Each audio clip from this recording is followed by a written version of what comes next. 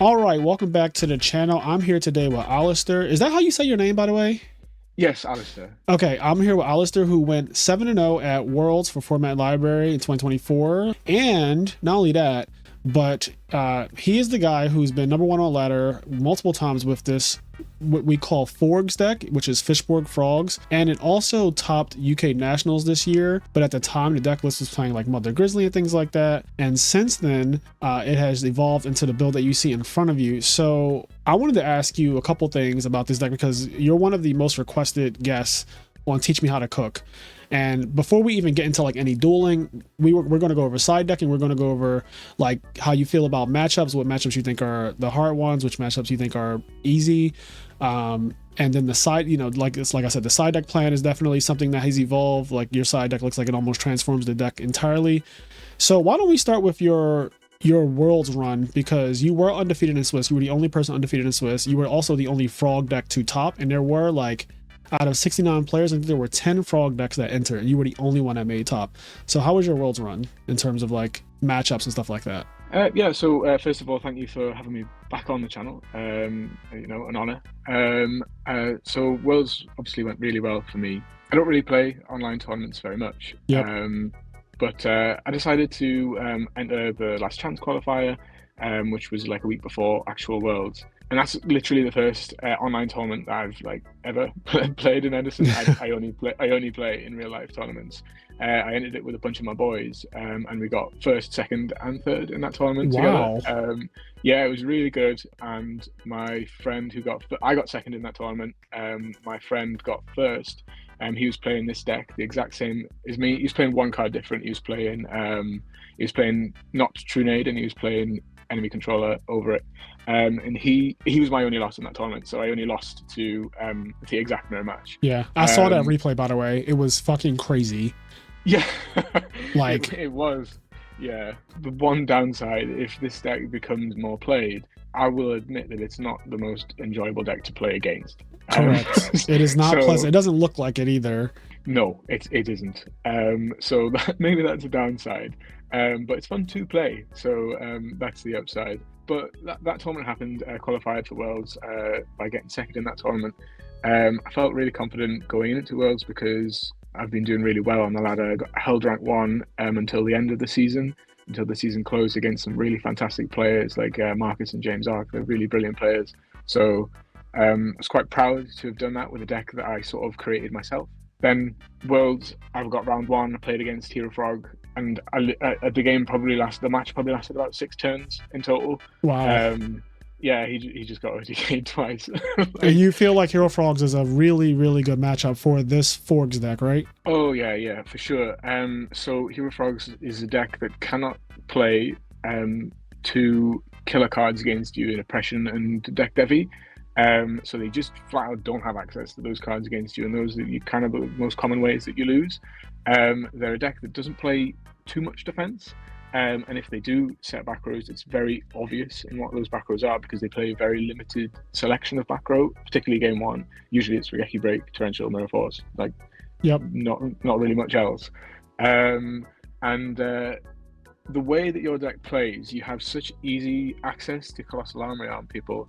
It's only a 6-card commitment, and I say only 6 cards. I know it actually sounds quite a lot, but you get a +1 from Tube on every turn. Yep. You have cards like Reckless, which gives you a +1 in a turn. Salvage gives you +1. Avarice and Dandy gives you a +2 if you discard it for Fishborg. So it's very easy to have 6 cards in circulation at any point in the game. And if you do, you can access Colossal Armory on. So that means if they summon Caius and don't have defense for it, like they're just dead on the spot. Like they're kind of like they kind of can't play into you. Yeah.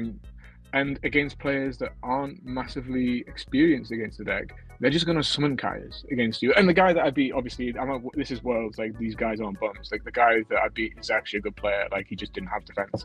And you can pressure opponents in a way in which they kind of have to summon Caius to deal with your board. Like if you put like flip flop on the board, they cannot dupe block you without they have to answer this, and it's usually only with a Caius that they can. and that baits the Caius out, and then you just OTK into the Caius. So it's very easy matchup, like beyond the joke. Gets a little bit trickier after siding, not to the point where it becomes difficult though. Just because of the existence of Vanity's Fiend, you can lose games to that one. Right.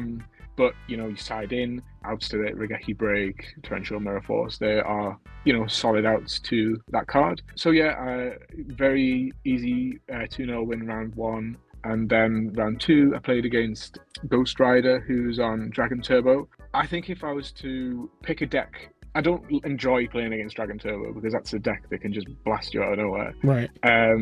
But if I had to pick a deck to play against that deck, I would pick this one because it has the ability to kill them through Trag. It kills them really fast and can just rush them down. Since the deck, when this deck doesn't break, it just rapidly kills people, and Subsitoad's good. And game 1 against Dragon Turbo, to be fair, like Jupefrog, the Juplock is pretty good against him too. Is. They have to brio you.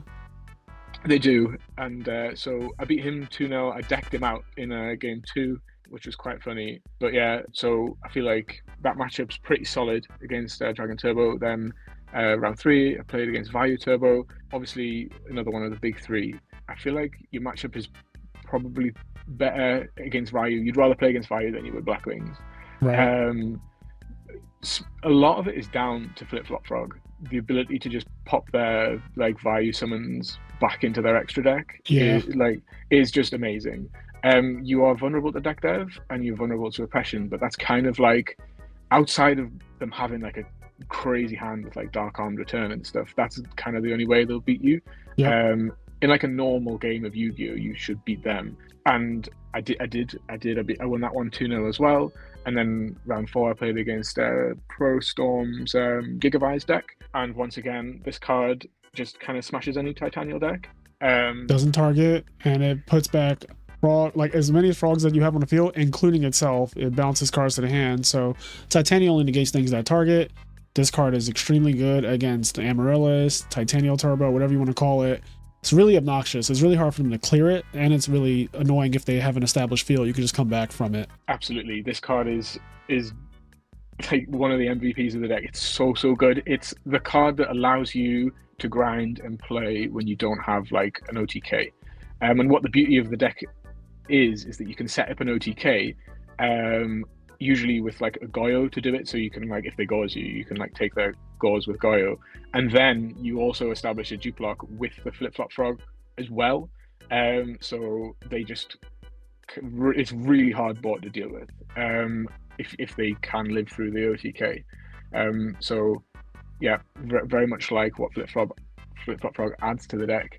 So I 2-0'd him, and then I went on to round 5 and played Televisual, who was the eventual winner of the tournament. Yep. Shout out to Televisual. Yeah, great player. But I did 2-0 him as well. So it was. I can't really remember too much what happened in that game, but I think it was game 1 was over pretty fast, and game 2 you get into a bit of a grind because your deck is not as powerful against the deck dev oppression decks game 2 because you side out of a lot of the combo and into all of these cards, which make your deck more resilient to their sort of frog hate cards. But your deck as like you kind of make that concession that you're playing a weaker deck in favor of not getting blown out by the blowout cards. So it'll take you a lot longer to win. You don't really have access to like easy OTKs, but you're very much favored if the game goes to a grind, which is what you want to take it to and simplify the game state. So I was 5-0 at this point, and 10-0 in games, and I was just absolutely loving the tournament, to be honest. And then round 6, last round of the day, I played against Vayu again, and I 2-1 that one. I lost to a top deck Dark Armed in quite a favourable position, but other than that, it was pretty smooth sailing. And then that was the end for day 1, and then obviously I won round 7 of the first round of the next day as well. I played against Zombies. Solchus. Yes, so Solchus Ruin, I believe his name is, and lost the only game I lost there was to directly to Dark Armed as well. So obviously heading into top cut, having only dropped 2 games, and specifically those 2 games to Dark Armed, I felt really, really confident in that.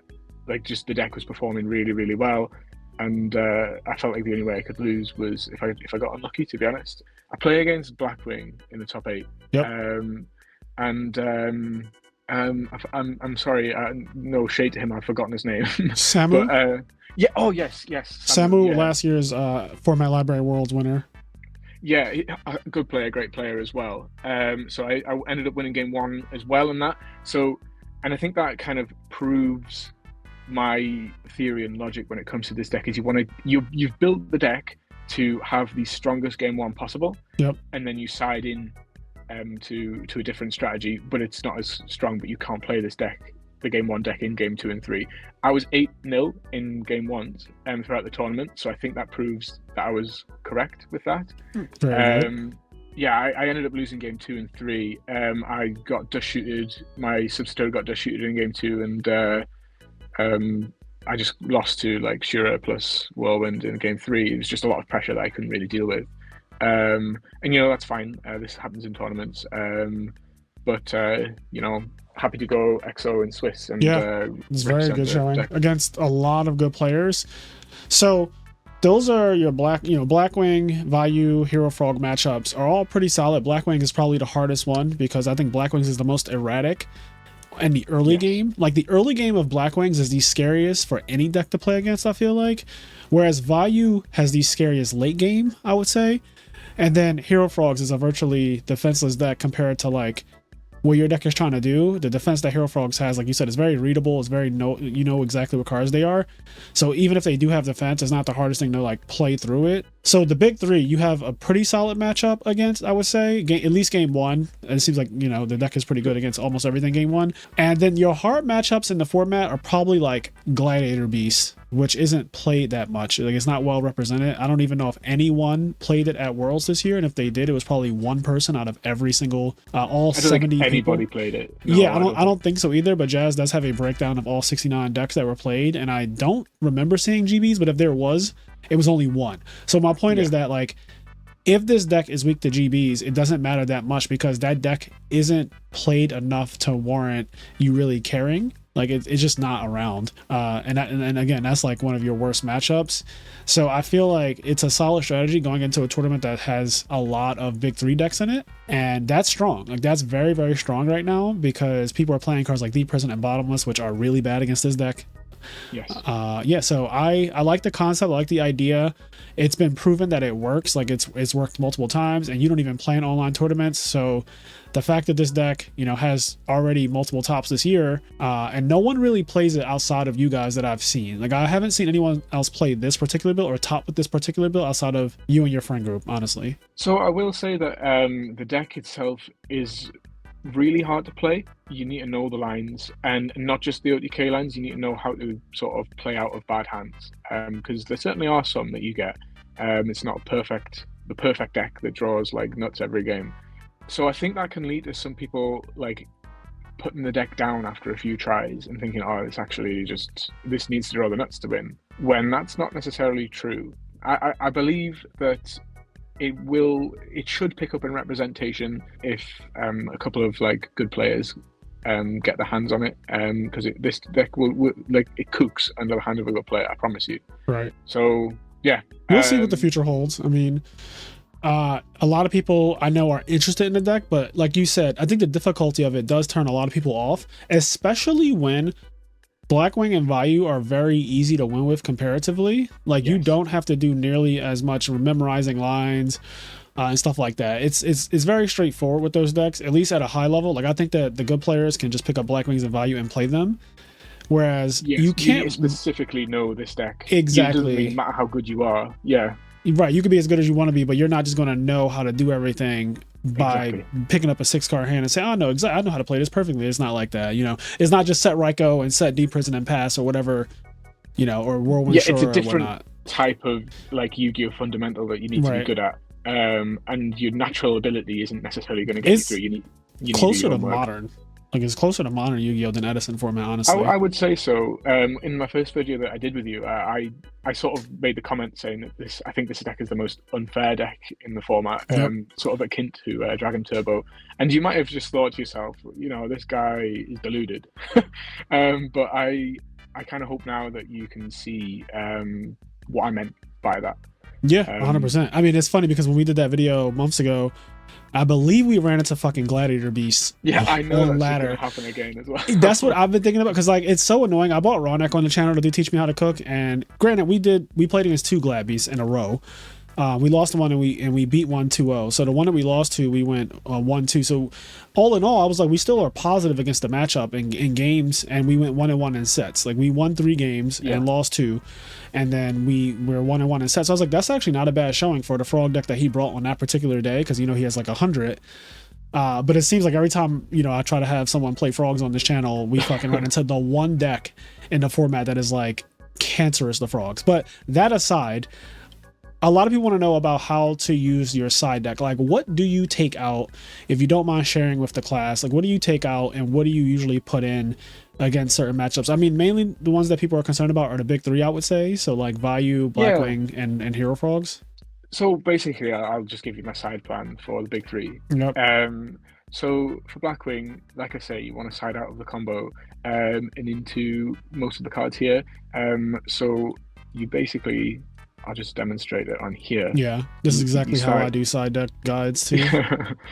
So you side in everything other than Kaiku, because it's got no value against Blackwing, and then you side out of all of the combo cards.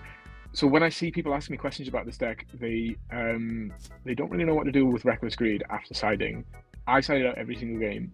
It's one of those cards that thrives when you're playing a combo deck. It gives you extra cards immediately for the exchange of having less cards in the long run. I just don't know why I just timed it out when I literally just click button. Yeah, I was about to say, that's actually wild to me. They're gonna usually they put you right back where you were. That time they were like, nah.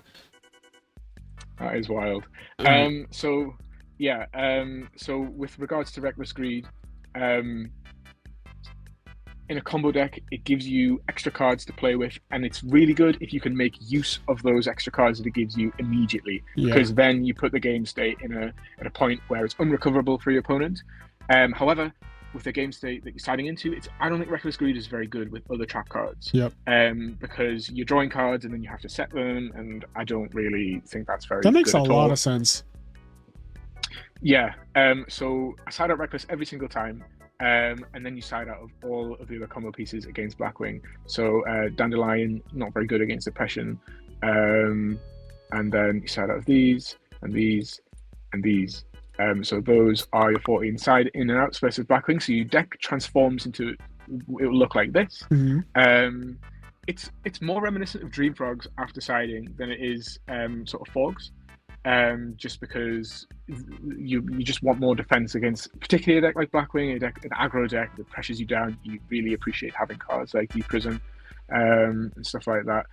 Breaker's obviously an out to Diner and to Oppression and to Mask of Restrict, so a really, really important card to have. And Caius is an important one as well. A lot of people see me siding Caius and they're just like, well, why don't you main it? The answer is because game 1, Caius is nowhere near as good of a normal summon as Substitute, and the entire deck is geared around comboing off the Substitute and recycling it back with Salvage, or you swap Frog Effect to bounce it back to your hand. So you're always going to be summoning Substitute, and Caius, Caius is a one play turn. It doesn't synergize with your game 1 version of your deck. Right. But obviously, game 2, it's much better. It outs stuff like Oppression, and it doesn't get deck dev, and it gives you a way to play under deck dev and stuff like that. So it's very important after game 1. And then I like the salvage and the pot of avarices to, one, salvage just helps against deck devastation virus, because you still have 14 cards in your deck right now that get deck devied, if I count it correctly. But even if you did get deck devied, if you just have salvage, it really minimizes what that card does to you.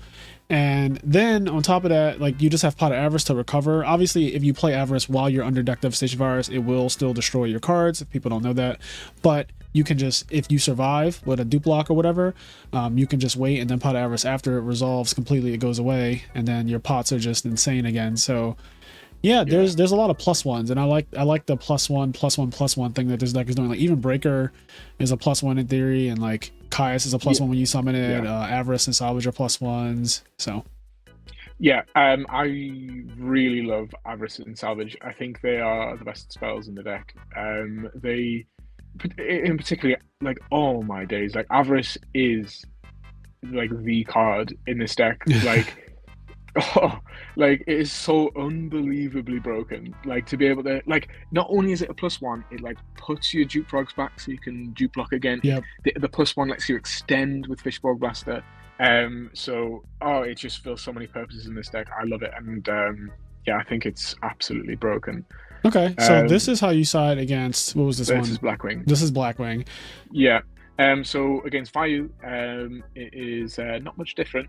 So basically, you side in all of these cards as you would anyway, because this is still you're playing against an Oppression and a DDV deck. Yep.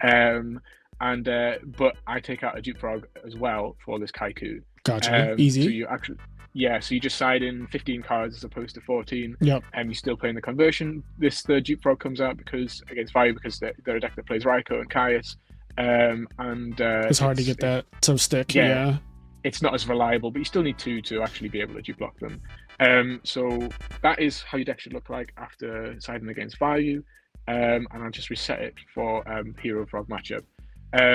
So when you look at this matchup, you kind of have to look at cards that you will lose to as well. So I view this deck as a very easy matchup where Vanity's Fiend is the killer card against me. Yeah. So I'm going to side in outs to Vanity's Fiend.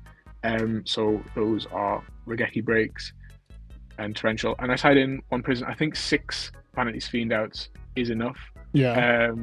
And then I also side in 3 Caius because against this deck, after they side in stuff like DD Crows, your Fishborg Blaster plays become a little bit less reliable. So you need a different way to like break a board, maybe like break a dupe lock and then force them to play into you. Right. So Caius gives you like that extra play. So these are what I side in. So side in 9. And then I side out, of course, the 3 Reckless Screeds. They're terrible in synergy with Regeki Break as well. So can't play them. And then you side out of these 3. I do not like Spell and Trap Hate against. Same. And I also side out of Unifrog, and then this can come out as well. So against a deck like Hero Frog, you do win by Colossal armoring them most of the time, rather than attacking into an open board. So you're not going to need 3 Des Frog to combo with necessarily. You only really need 1, but I play 2. I keep 2 in case you draw one of them. And then just the Moray comes out as well. Because since you cut down a little bit on the waters. Oh, that's true. You cut down on waters, and you're not replacing them either. Yeah. So this is how the deck would look after deciding in the Hero Frog match as well.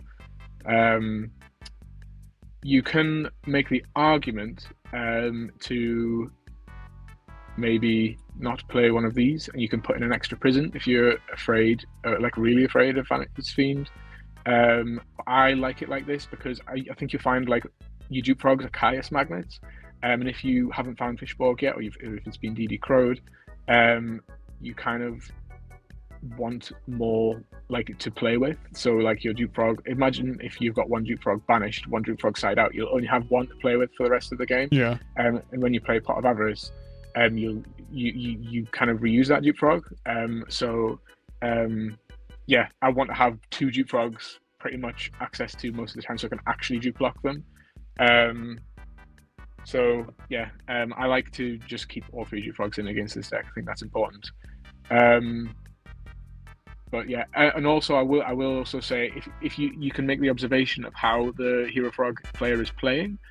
So if you notice in game 2 that they're not playing around Karma Cut and Soul Release, then you can do this and side out 1 Kaiku side out 1 Caius for a Kaiku, because if you've already made the observation that they're not going to play around and they're sending both the Treeborns to the grave, Kaiku is just going to like absolutely smash them if it gets an attack in. So yeah, you could do that as well. That's what I do if I notice that they're not playing around those cards.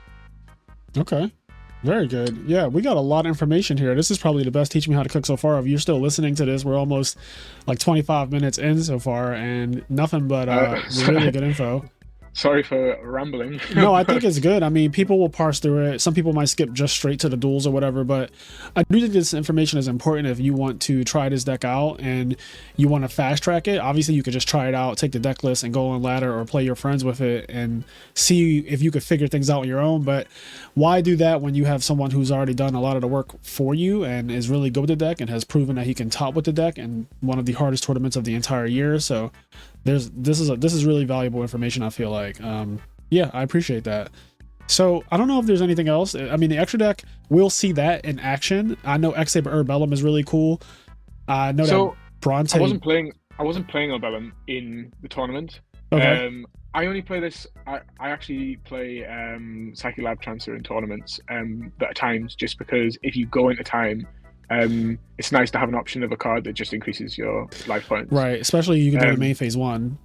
Yeah, exactly. You could just like summon Android or Thought Ruler, sack it off the substitute, and then banish it with that life transfer, and just sort of potentially win the game just from that interaction alone. But on ladder, you don't. There's literally no point to play that card. Right. So yeah, Urbellum comes in. And there's like a cool little combo that comes up, maybe one in like 300 games or something. Okay. That's nice. I have a gold terminal Urbellum, so maybe I could pull that out at some point. But okay, so like I was saying, Bronte, I remember he did something where he Urbellumed and flip-flop frogged the guy, and basically it locked him. Like he was essentially Yada locked. It was like, okay, I'm going to attack you directly, put a card on top of your deck from your hand, and then if you try to play the game, I'm going to flip-flop frog, bounce the cards back to your hand, and that way you still have 4 cards when I attack you. So Urbellum will then seal it again. So you actually, that is really cool. Yeah, you get really Yada locked. I think he does that against Amaryllis because, let's say they get like Titanial and double Amaryllis up or something, like a really, really strong start, and you just go like, 1-for-1 Dandy or Foolish Burial Substitute, and you dupe block them and you flip-flop frog and you pass, they can't break it, and on the following turn, you just go crazy with like flip-flop frog, bounce to Amaryllis, bounce to Titanials, make Urbellum, I still have you under a dupe block, attack you directly, you have to put a card on top, I pass, you have a hand of Amaryllis and Titanials and stuff like that, and you either commit something to the field or you don't. I don't care which one you do. I'm just going to keep attacking your Urbellum and you're locked. It is just really scary. So that is actually really cool. I like that a lot. There is a combo with Urbellum. I've never done that before. However, I have used it in a combo if a Light Swarm player has a 2/1 attack monster out. So Wolf or Cyber Dragon in particular, those are the 2 monsters. You can actually Colossal Armory on them through Honest if you meet the requirements of being on 8,000 life points yourself, because you will summon Armory Arm, Colossal, and Urbellum. It's a 9-card commitment, which you like. There are some games where you do like easily can have that, and then you crash Urbellum in first. And if they Honest on that one, since Urbellum's a warrior, it'll gain Colossal attack. So then Colossal can attack in on the Honested monster, and you live on 100 life points and kill them. That is so wild that you even know that. I give James Art credit for that one. He was the pioneer of that combo. That's so random and so good. I love that. Yeah, but it is cool. It's very cool. But there are loads of like cool, interesting lines and different combos you can do in each matchup. One which I think you might like is if you're playing against a dupe lock and they have 2 dupe frogs out. There's a line where you can make Bryanak bounce one of the dupe frogs, and then synchro with this Bryanak and Fishborg into Black Rose. And if you have Dandy in the graveyard, you can switch the other dupe frog to attack mode, and then OTK through Battle Freighter and Gauze with your own substitute on the field, because it keeps the dupe frog alive. And it can't die in battle. And it can't die in battle, and it's in attack mode with your attack. So you just kind of OTK through. Yeah, it's kind of like just. Yeah, I've done that to people with Econ in a similar way in a mirror match before, but it's cool that this deck can do it without Econ. You can Black Rose is searchable basically, like it's in your extra deck. It's always readily available. Yes, which is really awesome to think about. So I like that line of Black Rose into attack, and then essentially because the monster has 0 attack, you are just attacking him directly, which is cool. You are, and that's like it's a good game shot to have. If they're trying to play around your Colossal Armory Arm, it just kind of means that even when they're dupe locked, like it's not safe for them. Yeah. which is really good.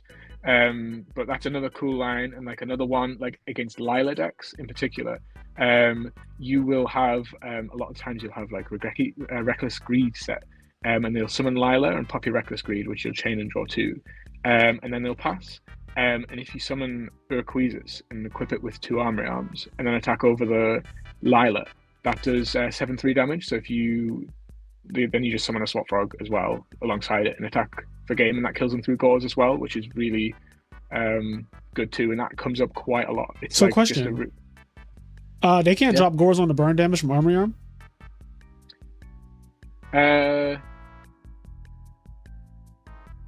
Actually, I think they can. Yeah, I don't think most you're, people. you're right. I don't think most people realize that, but I feel like, it's still a really good line because you're Well, threatening. it kills through Honest, yeah, which is good. Right.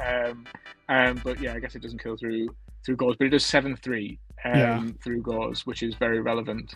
Yeah, because if you drop them below 1,000, then also you're not worried about like JD at that point too. So that's really good. Yeah, and usually it'll happen very early on in the game. Like the problem with the deck like Light Swan is it really struggles to get out of the early game. So yes. They just won't have the cards to be able to push back on you, and with like 700 life points. So yeah, you will typically just win those games where that happens. So yeah, those are some cool little lines. Obviously, you can do this Urquizus plus double Armory Arm against Amaryllis as well, and that's just game. I mean, you can do that. You can do that against a lot of things too. I mean, if they just have something in defense mode and it's looking kind of juicy, that I can see that play coming up in general. So that's awesome. Okay, so do you want to jump into some duels now? Yeah, absolutely. All right. The ladder reset very recently too, right? It did, probably about a couple of weeks ago. Yeah, right around YCS Anaheim when the ban list came out. Yeah, it's literally like the night that the ban list came out. All right, we're going second. I remember this person too, Dopaminer. I don't think I've ever played against this person before. Yeah, I don't know if I played against them or if I was watching some replay or whatever, but that name I definitely remember. Oh, 3 back. Please, God, do not let this be the devil. Can you turn on dual sounds, by the way? How do I do that? Oh, to the far right. It's hilarious that you don't even know how to do it. I love that. You're just like, I never use these things. Absolutely not. So with a hand like this, obviously, your first conclusion you're going to jump to is that it's a Raikou. That's me. So yeah, so we're just going to try and bait it out. Usually they like to hit the monster because they think it's another Raikou or a Duke Frog and they want to mistime it. So I want them to hit this Treeborn. I'm going to set this Reckless Speed as well, just because I need to get out of this hand. So obviously, if they kill this, then Substitute's online. So that is fine. So I'm just going to end with it. Yeah.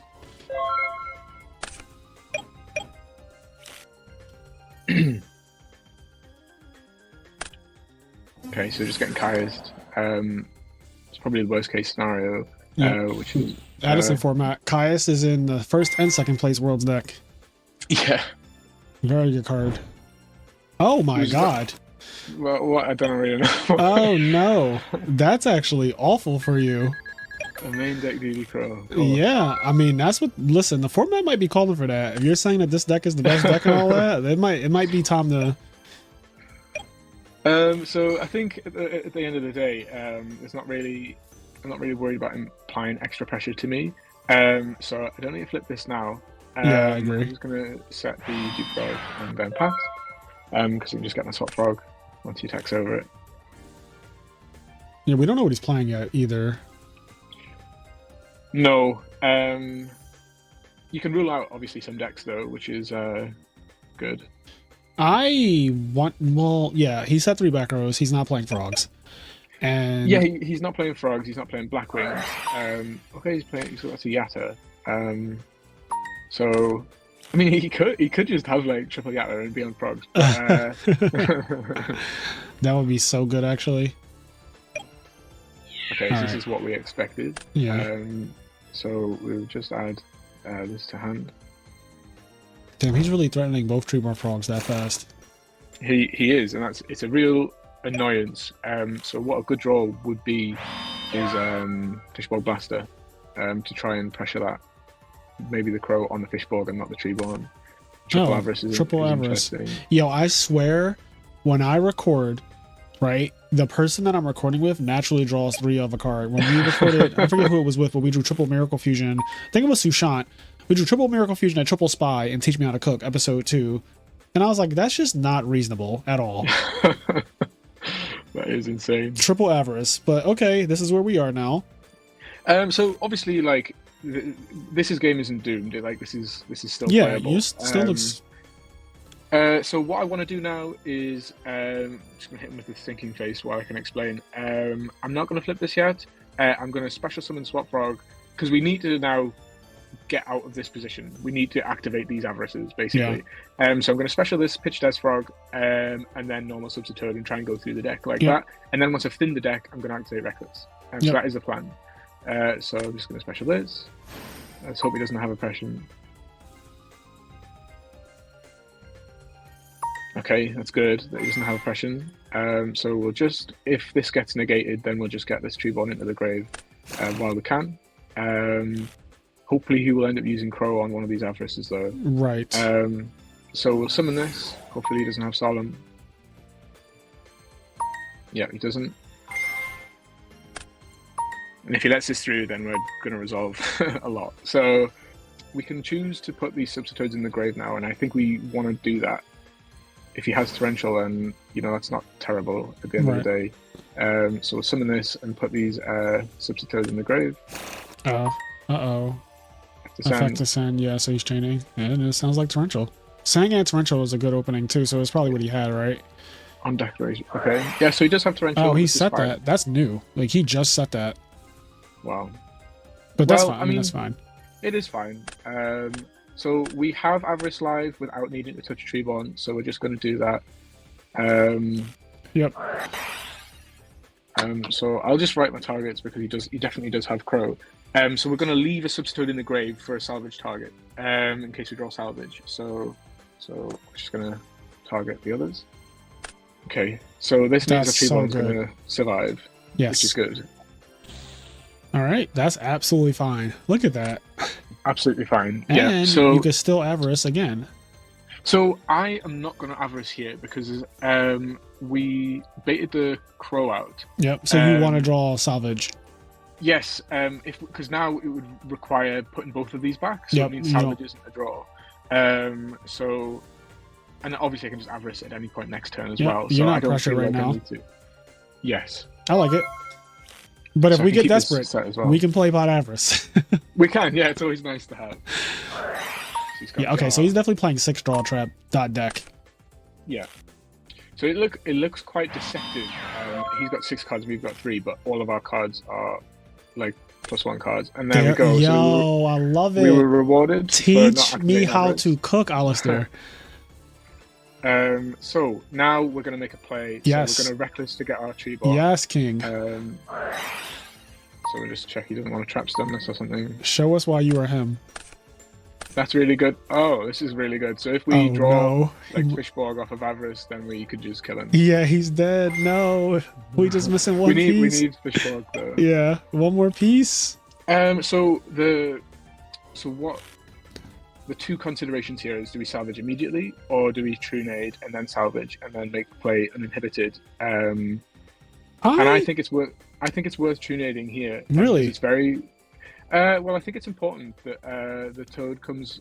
The first toad actually comes down. Although now I think about it, Torrential's gone now. He didn't summon anything in that turn to pressure me. Right. So I'm not really, forced to do that play, since he doesn't really have anything. So.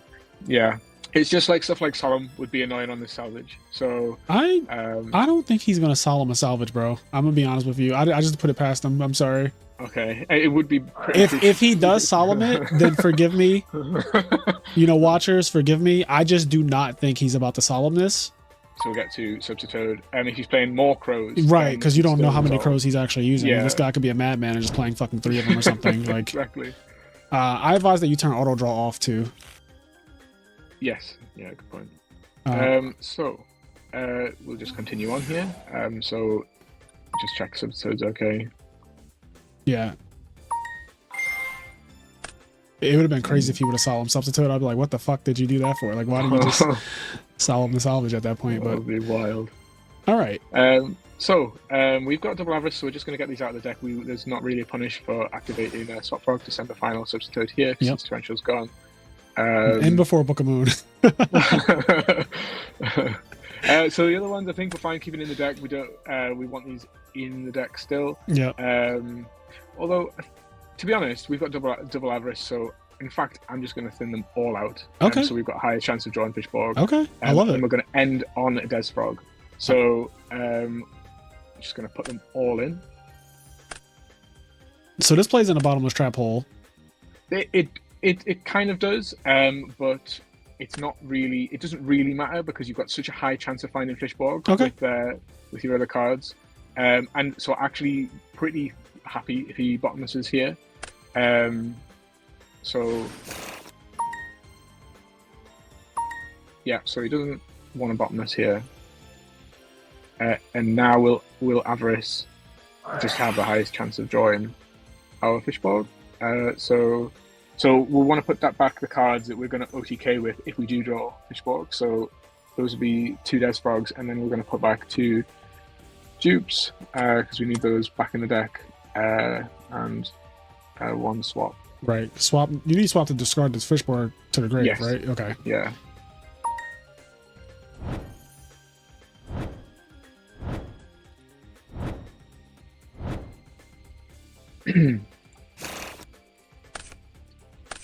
So I drew Moray, which is interesting as well. So we can make this live. Yep, you could tribute easily. for Swap Frog, bounce it to your hand, and then play Murray. Yeah, so it's whether we want to do that, because that would lose the substitute. This is quite a nice backup card to have. So it's whether we want to lose that or not. I'm not with backup personally. It's just if we don't draw Fishborg, then we're kind of like Yeah. But I think that is fine. So we'll just sack this off, and we'll just get Swap Frog, and then bounce this to hand, and then activate Moray.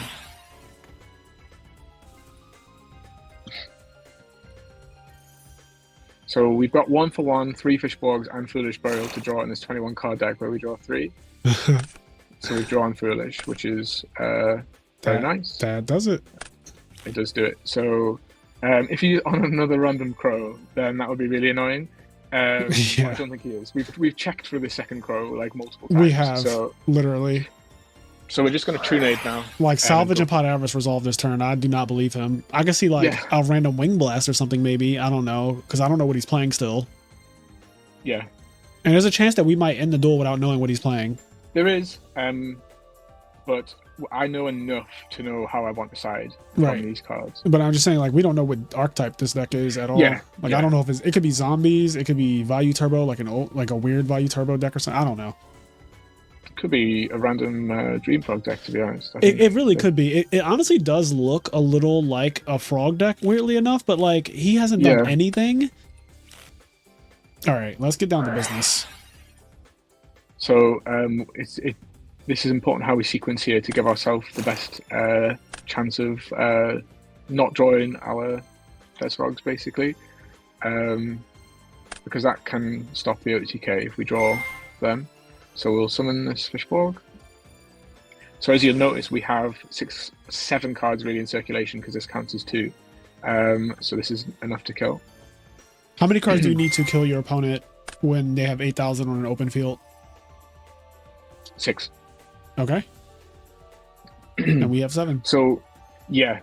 So we'll just get this out of our deck. And so this is going to stay on the field. So as long as we don't really want to draw our Des Frogs from the Avarice that we're going to activate. So we're just going to get this out of our deck as well, because Swap Frog is part of this OTK. And now we Avarice.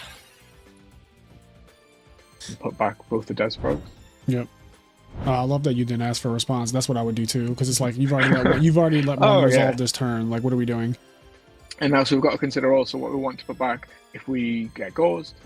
So we just want to have these in our deck. I also want to say this real quick. Frogs is the only deck that can resolve 3-pot Avarice in one turn, basically like this. Oh yeah, it's broken. Like you could just resolve as many pot arrows as you've drawn. What the hell? I don't know what keeps happening there, but Okay. yeah. So we didn't draw Des Frogs, so this is absolutely fine. So the board that you make is going to consist of the Goyo Guardian, because if they do have Gauls, you'd be able to take it. And then summon this, and then sack this off for Des Frog, and then summon this. So I want to make Gaia here. So what you could do, I'm going to discard this Reckless Greed because I value the substitute on board. You can just sack this off for Des Frog, but I want to be able to dupe block afterwards. So I'm just going to summon this. And I don't really care about taking his monsters Goyo, like if he has Gauls. That just doesn't matter to me. I'm just going to still have 5 monsters on the board because it would require like bouncing substitute back to my hand to swap frog, which I don't want to do. So we'll just go into the bat phase. And we'll attack with this one first. This is game on board, so if he doesn't have Gauls, it's just over. Yeah. He didn't noticeably activate. Oh, that actually stops the OTK, and it's too big to take. I mean, we're learning today. I mean, this is not obviously a like commonly played card. No, it's not. You know, fair enough. He got me with that one. So main phase 2, we'll just re-establish this dupe block, and we'll bring a flip flop out as well. Obviously, we don't have. We drew the dupe frog off of the Avarice, so we can't summon 2. But this is a fine board. It demands him to deal with it, and if he can't, then he isn't looking great. Now, if he's playing frogs, which is highly likely now that he is actually playing frogs, we are in a really bad spot for obvious reasons. It's a very weird list. It's like and frog. But this can just solo him now if he doesn't answer the board. Flip flop is amazing here. Yep. If he's got Kairos though, like it is probably going to be quite difficult. Yeah, we have got multiple threats here, so it's playing against the world's most unconventional deck. Yeah, you know, stuff like that can happen. Like I'm not going to play around like a random trag. You play the format. You play what is known, what people are commonly playing. Like for example, half of the tournament entrants at Worlds this year, out of the 70 players, were Blackwing and Value. That's exactly what I would expect. So if I'm going into the tournament, I know that I'm going to play most likely against half the tournament Blackwings and Value decks. Yeah, absolutely. And that's like every tournament I've ever played in 2024 has been half birds. And then the other decks, you know, frogs here and there, maybe a Lightsworn, maybe you get like a random matchup like an X-Saber or something. But for the most part, you're playing against the big 3, and then you might get like 2 rogue-ish matchups, like tier 1.5, like you might get a Diva Hero or something. You might, and I don't really know what this actually just is, but you know. Well, he just made the guy's attack power 2400. No, so I mean, this tells me that he's probably got an attack blocker here, right? So we're gonna play around Mirror Force in this turn. So obviously under Reckless, so we'll just write 1 out of 2 here. So I think just the best play. We're going to check for an attack stopper. We're going to switch this to defense, and we're going to switch this to defense because, yeah, we don't need to attack with both. We're going to attack with Goyo, and if he kills the Goyo, then we're just going to bounce it back to his hand with Flip Flop Frog. Yep, I like this. In phase 2. So he's got a compulse. Whatever. Yeah. So, like, that's interesting to know, but we'll now complete our plan and just bounce it back to his hand. I'm so glad Torrential's gone. I feel very comfortable. Yeah. He's got a lot more cards than us, but we're kind of relying on Flip Flop to sort of carry us. If he doesn't summon a monster now, like, we can just continuously loop his track back to his hand with Flip Flop and attack him with Gaia. Yep. So. And we didn't summon Bryanak over this guy. Bryanak is still game, but if we has Braincon, that would be really bad for us if we had Bryanak. So, did we bring back Treeborn Frog this turn or no? So the only target we've got on deck is Swap Frog. So I think we do. It's 2 out of 2 for that. So we'll bring back Treeborn. Or just get like needle sealing or something absolutely random. Stop. I would leave the door at that point, because then it's like, are you pre-sighted or something? Yeah. Like how the like okay, compulse and DD Crow and needle sealing, like get the fuck on. So just sack off this Treeborn for the Swap Frog that's in our deck. So the mirror forces both the Gaia and the Swap Frog. I think the Swap Frog is too valuable to like be hit, so I'm just going to bounce this to my hand and then switch this and attack with that. I don't really think the extra 1,000 damage is worth getting mirror force and losing just a card for free. So he's got prison. Okay. Absolutely fine. And now we're not under reckless anymore, so I'm just going to put turn auto draw on. Leave it like that. So we do have 2 more salvages left in deck. We've got 2 more salvages. Obviously got no avarices left, which is a shame. Alright. So I think this is going to be a slow one, really. I think we've just got hit with Swap Frogs. Yes. I see the dream. I see the vision. 11 But, cards left in deck. We can just draw like heavy and stuff like that, which is like we've got high, decent chance of that. And if the game proceeds like this, then it's absolutely fine because he's not going to make any progress. So if we draw salvage, this moray is going to be really good as well. Oh, that's true. That's very true.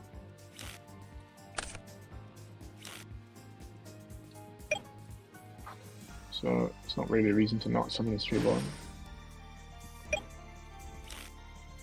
So I want to sort of wait until I draw heavy, because I can heavy him, and then I'll be able to summon Swap Frog and send this to grave, and then add my Death Frog back, and then make a power play. So that is the power play that the sort of remaining win con that the deck has. I'm just going to hit for 1,000. I don't care that he drops Trag.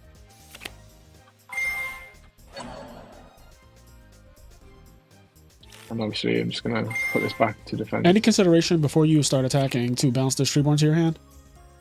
I don't really think that's massively worth it. Obviously it's a moray target, but I would rather have the body on board. Okay. For now. It's something to consider main phase 2 though. Yeah, so I mean Trag comes down as is expected. But I kind of want this safe in my hand as opposed to on the field, because this is like my damage output. So I want to go then main phase 2 and just bounce it back to the hand. He's going to pitch something to steal Fishborg. Nope. He's just going to get all his shit bounced. Yeah. So now we've drawn salvage, which is really good. So I'm quite keen actually to get this Unifrog as well, so we can start popping stuff, as well as this Dupe Frog back into the deck. So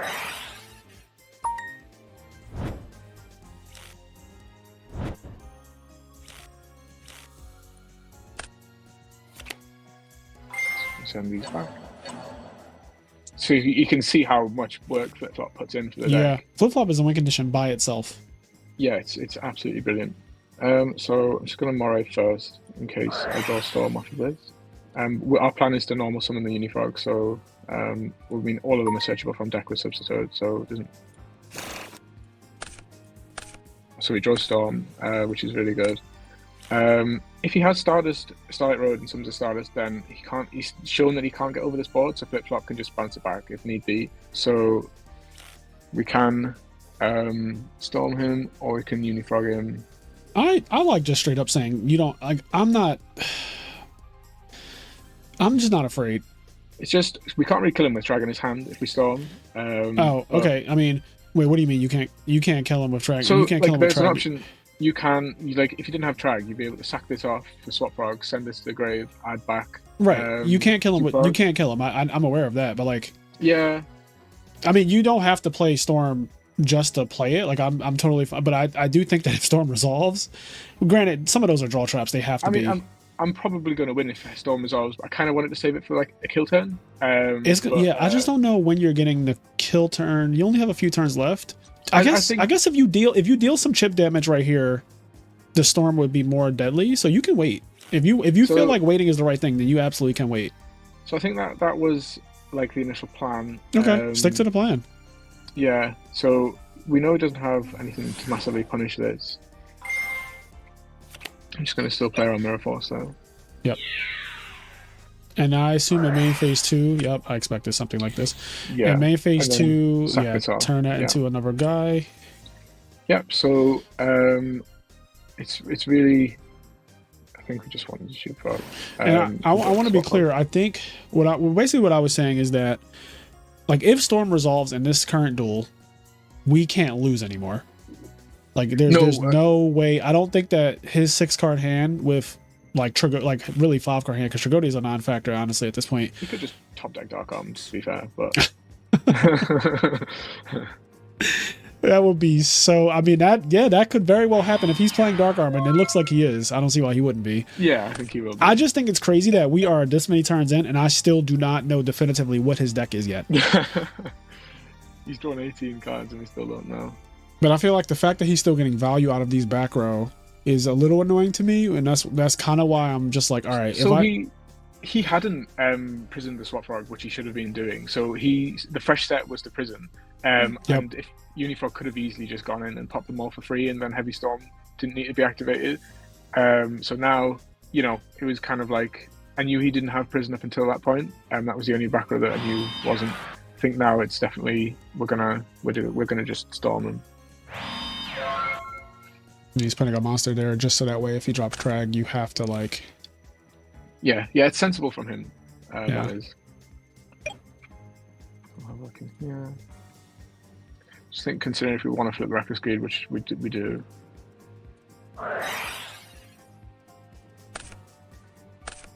So Salvage is a good draw as well. And then we'll bring this back because we're just gonna send Swap Frog from it.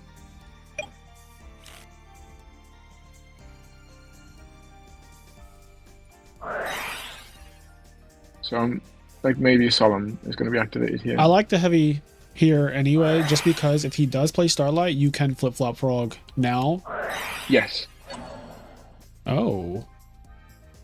Okay. Skill Society. Oh, is this the chain beat thing? This is Winged Rhinos. Rhinos. Yeah, okay. Interesting. Oh, we have to be careful. Morphing Jar. We do have to be careful of Morphing Jar. Like, actually. Oh, yeah, like, it X us out. So, this is fine, though. We can play around it still. So, we're just going to use its effect to summon Swap Frog. Are you about to Brio him? Yeah. Because I'm like, yo, the deck does blatantly play Morphing Jar, and that is his win condition now. So, that's what this was the whole time. It's Chain Beat. Chain Beat cannot deal with this deck at all, by the way. Like, I think now that we know it's his only win condition is deck out, literally. Yeah. So we'll pitch this and summon Fishborg.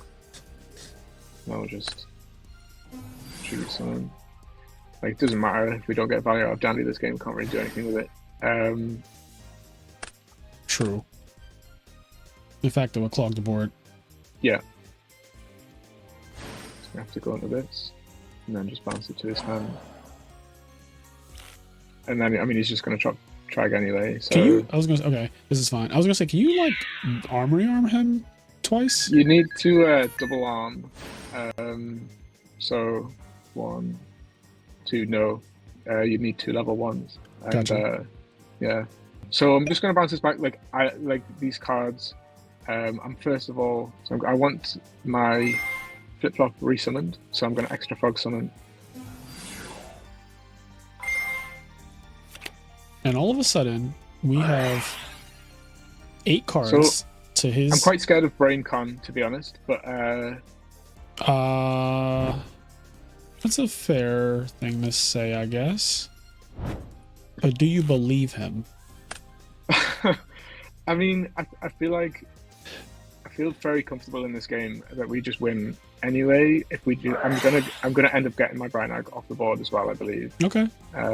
Yeah.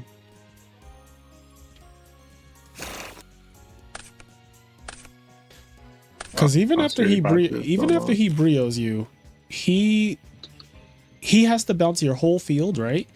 And he has to either bounce the brio too. And I'm looking at how many cards he has. He's gonna draw to 6, and if you bounce the track, he'll have a total of 7 cards in his hand. But like he So has, you can do that, but it's very hard for me to make progress after that point because I'm just going to have a hand of level 2s. He's not established on the board anymore. He's at 1800. He is. I see. I'm definitely going to bounce this. Yeah. Because you could have easily just like snatch stealed this with like a Caius or something. Right. So the question is, do I want to bounce the Brinac back to my extra deck to play around this Brain Con?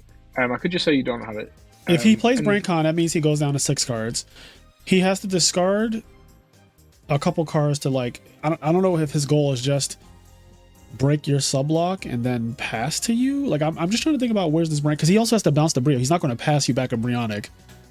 No, he won't pass me back the Brionic. So that's another card he has to be down. He has to discard a lot. I feel like once he lowers his cards and you still have like so I can pass. I'm gonna pass.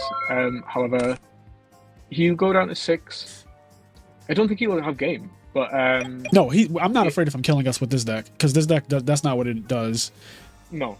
If he killed us, he would be showing us. He would be teaching us how to cook right now. But here's the thing: if he plays Brain Control, he goes down to exactly 1,000 life points, which is relevant for very obvious reasons.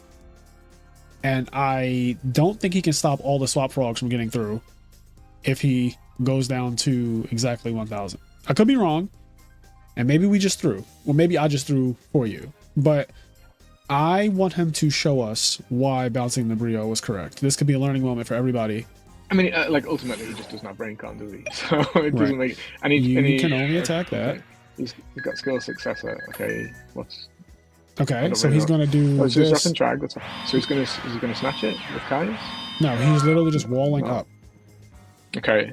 Does he have needle sealing? Well, he didn't need to do this. Yeah, this deck does play it. It does, yeah. He wouldn't have summoned Trag if he had needle sealing. Right. So like, what the fuck is happening? So 1 out of 2 for Reckless. So if we summon Treeborn now, we've clogged our board, so we can't summon it. So consideration could be one attack is game. Right. So you could just bounce all 3 of these and then attack him with Brinac for game. But if he chains and then chains needle sealing. So I concede that we will lose the game to needle sealing, like regardless of what we do. Although. And I also don't think he would have done this play if he had needle sealing. Yeah, this play does seem strange, because summoning Wing Rhinos by itself is enough for needle sealing. Yeah, I mean it was enough anyway for needle sealing. It's also true. It's also just true. Oh god. So just put these 2 back. What if he just doesn't understand how needle sealing works, and that's the reason why he that's the reason why he did this? Like we think that he's the god, and he's just. Oh god. So it'd be annoying if he's got a 3rd compulsory. I guess that's the punish to these. If I go Brinac pitch 3, obviously I'll do 1 at a time, but the punish would be compulse. But I feel like we need to win and we need to make progress. Okay. So we'll do that. The annoying if compulsory is the last one, because if he flips it on this one, then we're still looking alright. Right. Okay, is he playing Battle Fade? They do play like 1 fader a lot of the time. Okay, so right. Jesus Christ, that was so much work. But now we know definitively, even though he tried to hide it the best he could, we know definitively what we're playing against. That trap stun is going in ASAP. Absolutely. So I know this doesn't seem like very good, but I think he's going to side in like Fossil Dino and stuff like that. So I want Deep Prison. It's obviously really bad against Rhinos, but I don't think Rhinos is a problem for a deck when it can't even kill like Duprog and stuff. Duprog is literally so bad for this deck to deal with. Yeah, so it's going to be a similar side to as we plan for Black Wings. So to kind of play like more of a conversion side and control deck. Obviously, stuff like Breaker is very good to deal with, like the oppression that you'll load outside in. So, wow, that was a crazy ass game 1. I'm absolutely sweating after that one. Yeah, that was a lot of work. That was It had so no right much to be work. that hard. Multiple people in the kitchen and a lot of work. And it's not even over. Like, we're still gonna have to go through. Oh god.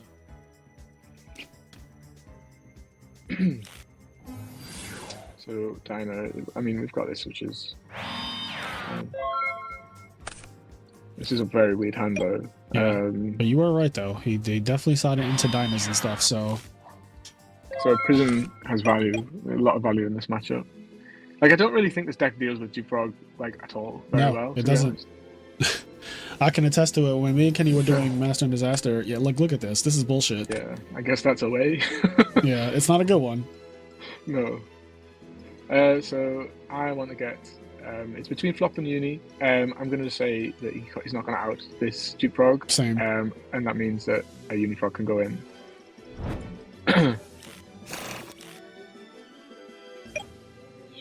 So I mean, if Exile forces his way, then, you know, he's down bad, I think. I feel like this deck has to side 15 cards for frogs.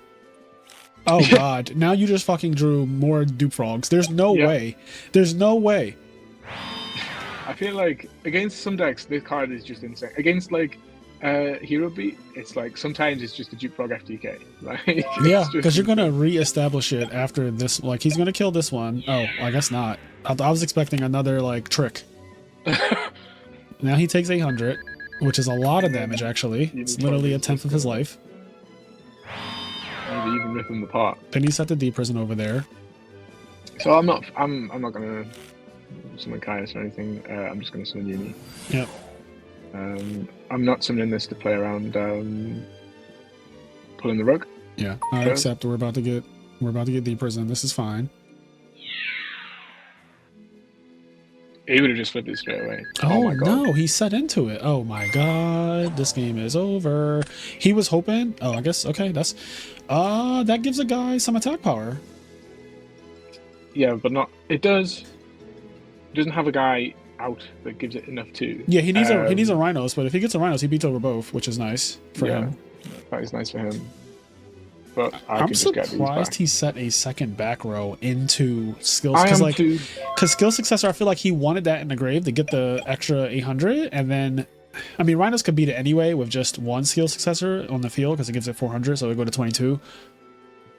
Yeah, it gives it 800 when it's in the grave. Right. So what I'm saying is like, I feel like he could have just left the skill successor set because it has a graveyard effect, so it's not a real minus when Unifrog pops it. Yeah. Yeah, he could have. Yeah.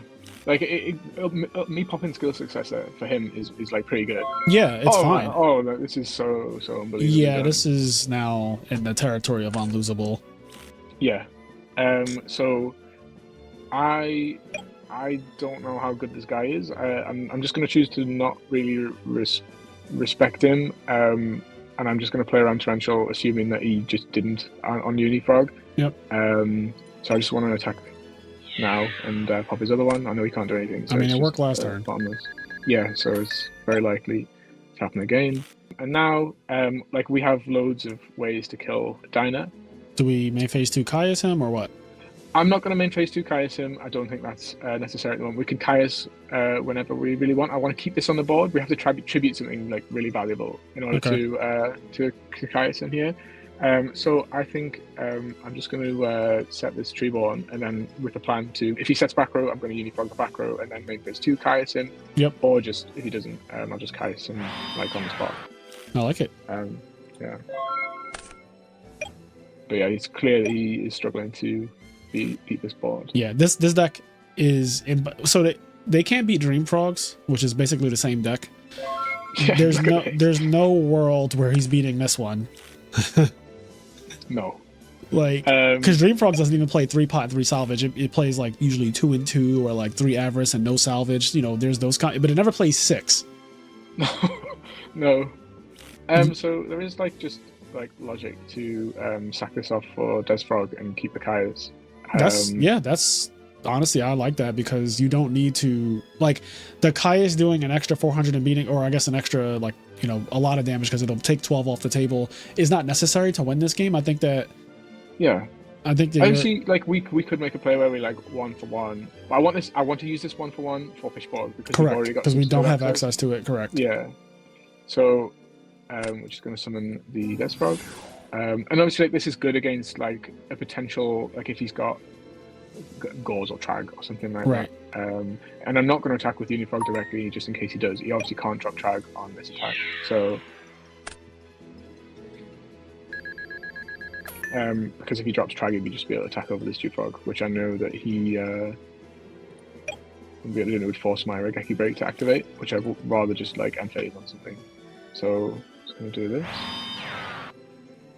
Switch this to defense since we didn't attack with it. Man, I feel like he's about to click admit defeat. I think he does as well. I would just be so frustrated. I mean, it's his choice to play this this deck, to be fair. Yeah, so. Edison is cruel. It's a very cruel format because you can try decks that are outside of the big three. They better be really fucking good because, like, you know, like Lightsworn I consider to be one of those decks that's up there that you can get away with. Dragon Turbo you can get away with. Decks like that, but it really exposes the big three, like Frogs, Blackwing, Value. They expose the shit out of decks. Yeah, they really do. So that's the back row. Like at this point, I'm just going to play. Like I don't really feel this game is losable unless like I make a catastrophic error. Yes. So, yeah, I'm just not going to play into any like sweeper card or anything like that. I'm aware of needle sealing, so I'm going to try and like not commit 4 to the board, stuff like that. Yeah, I mean, technically at this point he could just set a monster and then get his needle sealing off, but I don't even think we lose to needle sealing. Oh no! Like if it like I don't want to commit more monsters in my hand. Is what I mean into like a potential like needle sealing. Like our hand is ridiculous. Yeah, like, this is the hand is okay. All right. He finally said, "This is my last stands." Like, but it tells me that unless he like drew like an out to Unifrog, like none of these are a prison. Yeah. Unless he drew one last turn. So I'm not going to play into needle sealing or torrential. Yep. So I'm just going to switch this to attack and then hit him. If he has Mirror Force, I don't care, and I also don't think he's got Mirror Force. Yeah. So the Unifrog is already up 2 cards, so I don't think that Mirror Force even does anything. No way. Okay, accumulated fortune. That's a really good hit. Now big damage. I mean this. So I think that there's a valuable thing that was learned in this video for a lot of people. If they watched all of this, this teaches you how to play against this type of deck, because this is the same type of methodology you use against stuff like Chainburn, I would say. Like you can play like a very methodical game against them and not push it too fast, because that's when you kind of lose when you do that. Like you just try to go all in against them when there's just no need to. Yeah. Yeah. So he's got probably a good card for him to have. Trag's gone. Same Trag. Yeah, so it's nice that we played around that Trag on the like turn, unless he just like drew it off his lower. Yeah. It was nice that we played around it like 2 turns ago, because that could have, and not that our position would be bad, but it would be less comfortable. So he set a monster here. So there is logic, I think. Well, no, there isn't any logic. So his needle sealing is live now. Yeah. So we're just not going to commit into it. Although it's backwards chainable, so we can't really. It wasn't set this turn rather, so we can't like Regeki break his monster in the end phase. Right. So we're just going to proceed. Like so I am, after Unifrog goes in, I'm going to Caius because I do not want to get Morphine Jarred. I agree. So, but after the battle phase, because I might just hit like a pull in the rug or something like that. But I'm not gonna. He doesn't have Miracles, so. So he's Jar. Okay. All right. I don't think that's Morphine Jar anymore. Okay, so you just use this to miss time. It could still be Morphine Jar. Yeah, very well could be. Yeah. I think this is fine. We don't give him accumulated fortune here. No, this is fine. All right. So he's mistimed our thingy, but we sort of played around that in the best way that we could. Now we are pressured to deal with this because the only card we really don't like is Jar. So we're gonna I'm gonna summon Fishborg and then sack it for Caius. Right.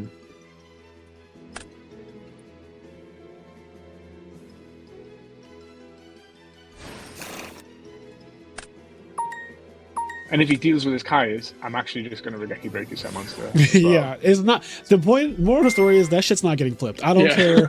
I don't care what we have to go through. That shit is never ever getting flipped. Yeah, we did all that for a crow. I don't care. We were never letting that card flip, ever in life. No way. I will set both my salvages before I let that shit flip. All right, well, you have exact game on board. He's banishing. He's being annoying. I mean, it's totally fine. Like we obviously only play one Fishborg, so Fishborg's gone, but we only have one Treeborn in there, so it's absolutely fine. So it really sucks. The play is just to hit with the Kai's. Yeah.